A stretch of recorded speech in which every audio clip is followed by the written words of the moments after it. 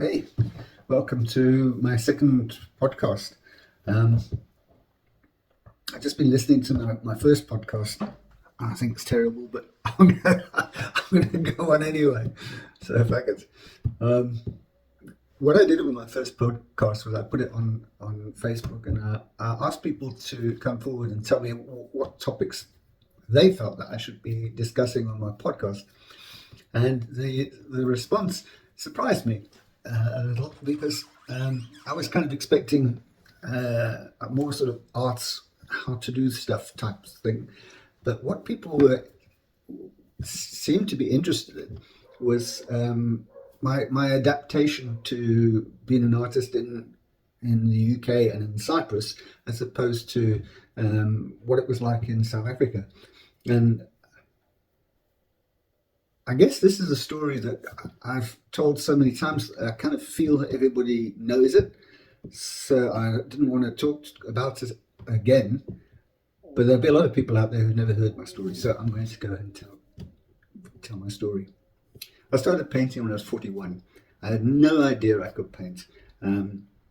I was terrible at art at school, and I guess it's because I didn't really like my art teacher, and she certainly didn't like me either. So I got a whole bunch of D's and E's in the art thing world. But then I discovered later in life that I could paint, and it was a tremendous thrill for me to know that I could do something which I never thought I could do. So I knew that I wanted to find out more about what I could do with this gift that's just happened. So, cut a long story short, and it is a flipping long story. I started painting at the flea market, right? Taking my paintings down to a flea market. It's called Stables. Some of you will know about the Stables. It was literally some stables which have been converted into mini shops, and you could hire one of these stables for a really nominal fee, and I could set up my art in there and put up some lighting and things like that, and it was good. So, but what I realized very early on about my paintings is that you can't just do a painting and take it to a gallery and hope like fuck they're going to sell it, because they're not. They're in the business of mainly framing pictures. So paintings is kind of a sideline business for them. It's not their core business. Their core business is framing stuff. So they like to have a bit of stock, sort of original art stock, because it brings people into the shop, but it's not their main thing.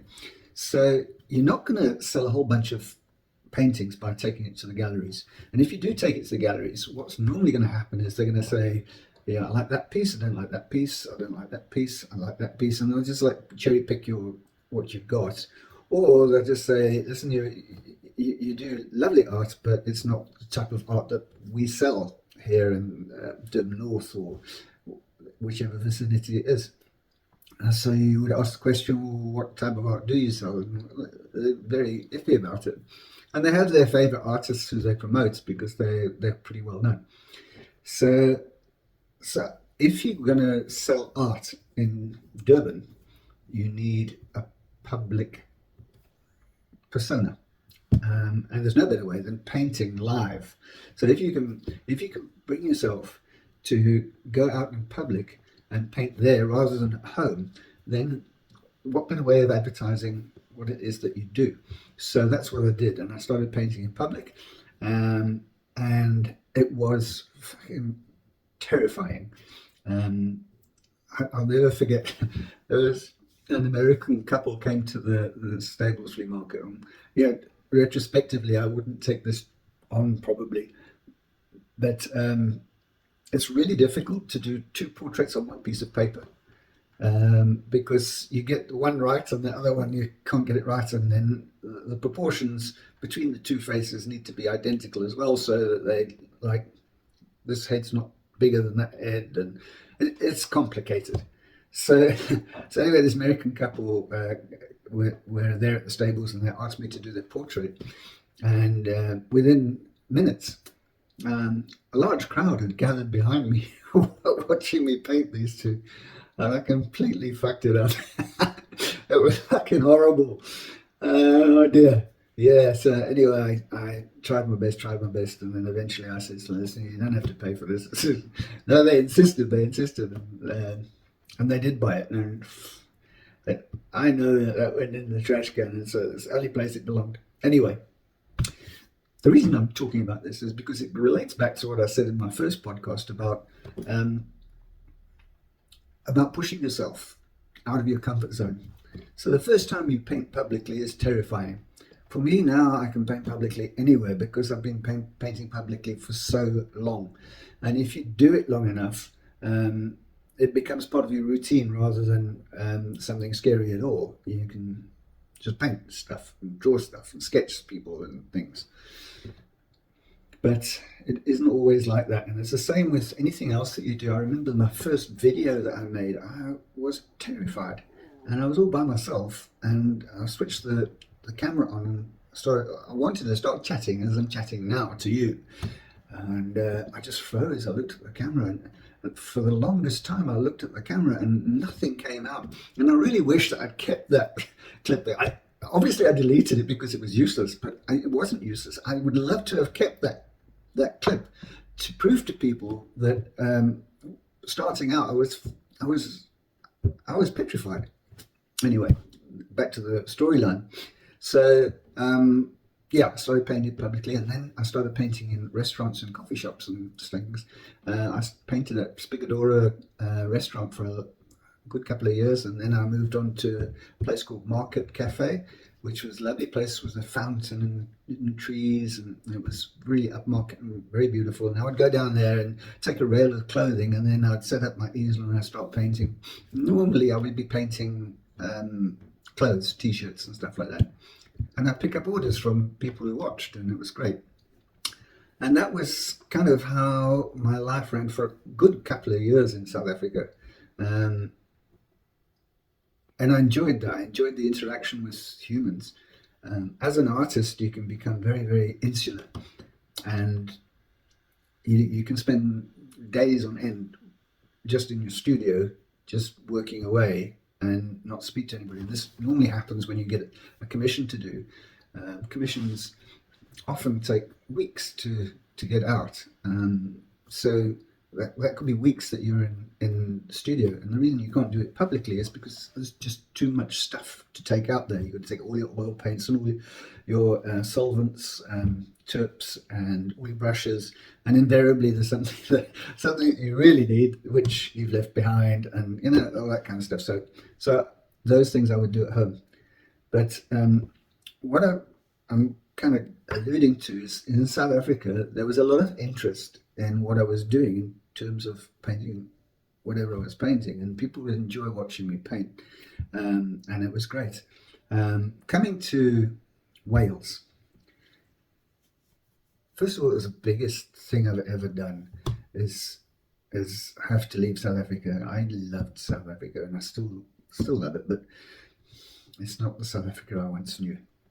And so I looked at everything that was going on. I looked at Andre de Ruyter's expose on Eskom, and I at the same time was going through a separation with my wife, so all my assets had to be sold so that we could split them evenly. So I was completely liquid, and there was an opportunity, let's call it that, for me to perhaps move somewhere with a more guaranteeable future, particularly in my old age. I know I still look 20, but I'm actually not. I'm well in my 40s, and you have to start thinking about things like what it's going to be like being an old person in South Africa as opposed to an old person in the UK. And the truth of the matter is that in the UK, they look after the old people. They really do. They have carers that come around and kind of help you with stuff. And I think in South Africa, the way our lives are, unless you've got family, which I don't. I mean, my family is really my daughter now, and she's in London. So unless you've got family, you're pretty much going to roll over all by yourself. It's very very common for South Africans not to know their neighbours very well because they've got such high walls and things like that. Anyway, so I'm kind of digressing a lot, but I arrive in Wales because really Wales is my base in the UK, my sister's house. Very fortunately, my sister's got a house which my dad helped to purchase. Let's call it that, and she's very happy for me to stay there. In fact, I think she's quite relieved because she was also on her own and probably struggling a little. So I end up in Wales. My sister's prepared a beautiful room for me, and the house is paid for, so there's not much to pay for, but I do pay rent, which is affordable, and I get a UK pension, so that kind of covers that kind of thing. Painting in Wales, I haven't. Yeah, I have. I've painted a lot of t-shirts in Wales, so I always wear my own work. Today, ironically, I'm not wearing anything that I've painted, but normally I'm wearing something. I will paint this eventually. Normally I'm wearing something I painted, and that becomes advert for me. And my sister's incredibly proud to tell everybody that she comes across what I do and how I go about it and how easy it is and what magnificent gifts they make. So I've got a lot of t-shirt orders through my sister and through word of mouth. I have done a painting which I took to the gallery, and it was a very Wales specific painting. It was Welsh, the Welsh sort of where I would live, Fishguard. It's their sort of market square. It's very beautiful, and I did a painting of the market square, and they put it up in the galleries. And they've got many more galleries here than they have in South Africa. I mean, the place only has like 3,000 people population, and it's got like 3 galleries, so that's quite a lot. Anyway, so the painting has gone down really well there. How have I integrated with the local society? You can only say that it's miraculous how much I've integrated with the local culture, the local people, the local community. Right down to knowing the bus driver's name and all those things. The Welsh people, or the people who live in this part of Wales that I'm at, are incredibly friendly. They smile at you and they greet you, and they're easy to talk to. And that is in stark contrast to Cyprus. I'll come back to that, but the Welsh people are incredibly ingratiating, and they'll invite you for a drink at the pub, and you must come along. It's a mishmash in Wales where we are of English people, Welsh people, and Irish people, and we all seem to get along famously. It's obviously we have our little tips with each other, but we get things done, and it's an area of Wales where they pride themselves in making it interesting.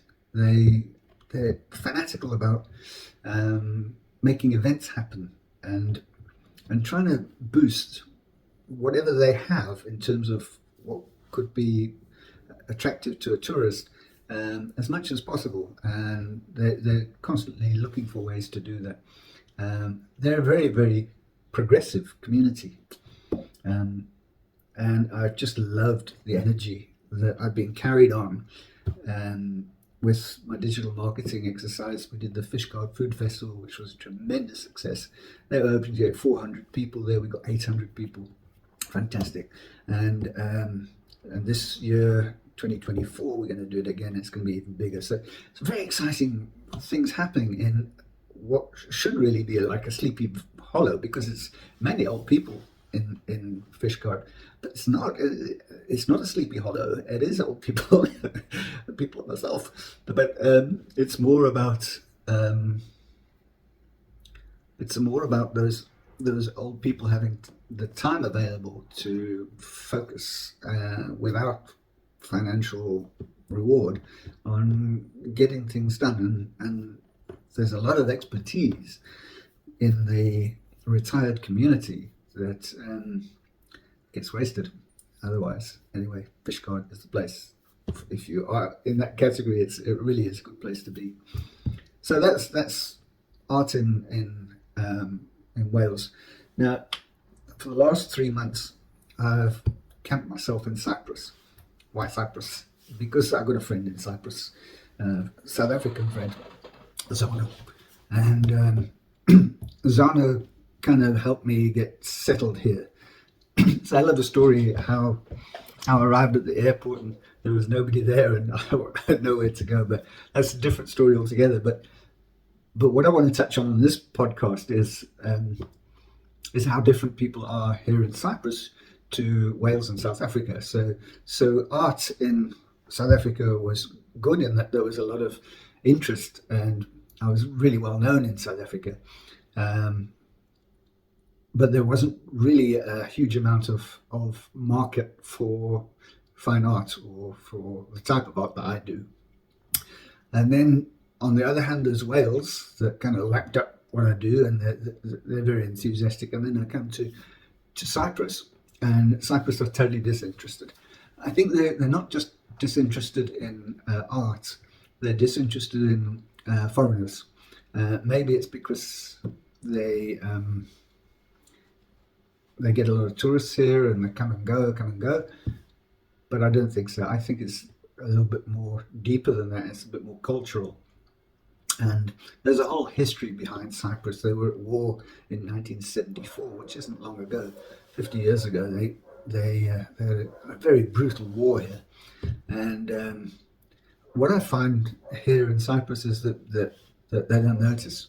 So a couple of times now I've taken this tripod of mine into a coffee shop and I've done a drawing or a sketch, and it's not nobody's like, if it was South Africa, people say, what are you doing, and if it was Wales, people say, well, that's really good, or whatever, or whatever they say, they notice, Here it's almost bad manners to interrupt somebody who's sitting doing their sketching. So they're very private people here. And I find that even things like eye contact, they don't make eye contact the same way as people in Wales do in South Africa. It's very minimal. They do the minimum necessary to get whatever transaction they've done. So if you go and order yourself a cup of coffee, the barrister will take your money, but the eye contact thing is minimal, almost as if they're a little bit scared of you. And I think there is a little bit of xenophobia thing going on. They don't warm to foreign people. In the pub, same thing. You'll go to the pub, you'll order your beer, and instead of kind of checking on you to see if you need a new drink, they just watch your glass. And when they see your glass is empty, then they'll come over and they'll say, "Can I get you another beer?" But if you're trying to attract the attention of the barmaid with eye contact, you're going to struggle. I could be wrong. I mean, it could be just the pubs that I've been to, but I get the feeling that there are some waitresses. I've been here for like 2.5 months now, and there's some waitresses I've never actually had eye contact with, and I go there 2 or 3 times a week. I'm giving my secrets away here, but I go there 2 or 3 times a week, and not once in the whole 2.5 months have I managed to check this waitress's eye contact. The eyes are everywhere. She might fleetingly look up to see if I need something, but even then, they're not forthcoming. So the other thing, I'm going off track a little bit. I want to get back to this part because this is also illustrative of how it is. I did a whole heap of drawings which I had to send away, and I need to send them in PDF format. So I went to a copy shop and I took my sketch pad and I showed them, I want a copy of this, this, and this. And they went away and they put it on PDF and emailed it to me. And then they give me my drawings back and I leave. Now, if that was anywhere else, somebody would have said, "Are you an artist?" or made some remark, or been in a position to be a little bit inquisitive, or how do you sell your art, or whatever. Nothing. No recognition whatsoever of what it is I was doing. And I'm not the greatest artist in the world. I know that, but cheapers, you'd expect a little bit more than just here's your change, sir. And that's what it was. So that's the three different countries. In South Africa, lots of interest, not much money around to buy original art, and there's no culture of buying original art. In Wales, there is a culture of buying original art. People prefer to buy something that's original. That's the kind of feeling I get, and lots of interest in anybody who can draw accurately. And in Cyprus, no interest at all. So those are your three. Anyway, I want to come back to my core reason for this podcast before I finish off, and just let you know that whatever you do creatively directly translates into endorphins, which feed into your body and make you happier. When you die, it's not how much money you've got or how much money you made. It's how happy you were while you were on the planet. And to be happy, you've got to have endorphins. If there is no endorphins, there's no happiness. So the winners of life's game are the people who create endorphins. And you can create endorphins in a whole heap of ways. Exercise is a fantastic way. Sex is another. And of course, creativity. So do one of those every day and you'll be ahead of the pack. I'm Steve Mandy. Thanks for watching. Don't forget to have a look at my YouTube channel, Steve Mandy Creative Lifestyle. And there you'll see many, many examples of paintings that have been done and their journey. Catch you next week.